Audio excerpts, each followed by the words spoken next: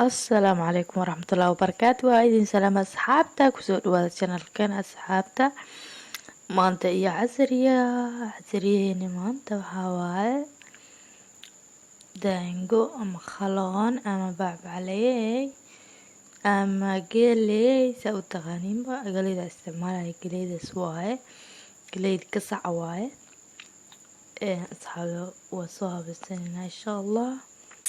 wada maxaa ku darsanayna wax yar oo cusbo ah, qaada halkeeda cusbo ku darsanayna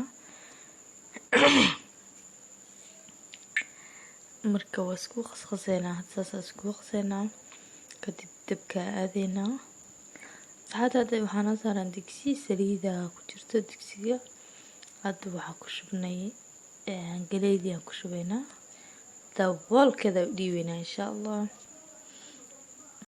ما شاء الله وكس جواب على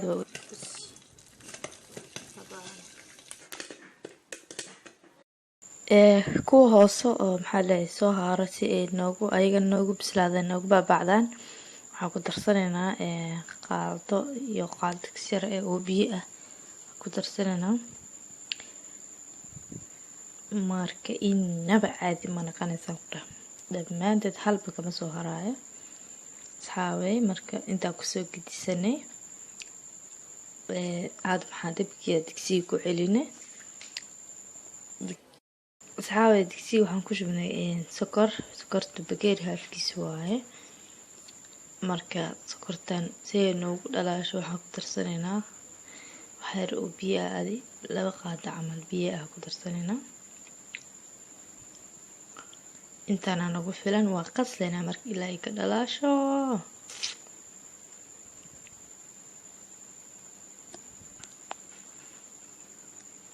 marka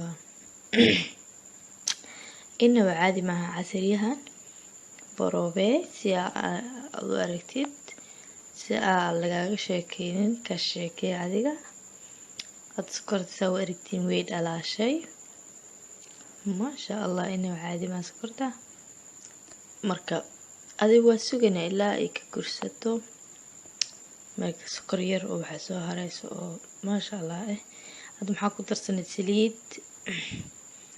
saliidasaan ku darsanay xoogaa saliida waxay ka saacidaysaa in digsiga uu maxaa la sokorta aynan ku dhegin asxaabi. marka hadda waxaan ku shubanaynaa baaquliga noogu jiray daangada noogu jirtay ku shubanaynaa maasha allah. inaba caadi maaha dhadhankeedana waa wax kale idinkan sidaa u aragtaan oo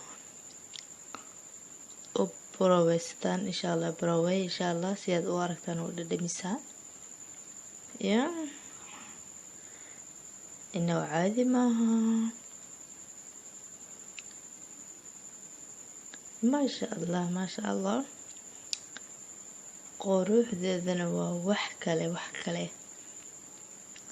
marka ilmaha uga soo tuur casriyaha ka soo tuurso insha allah. waxaa idin rajeynayaa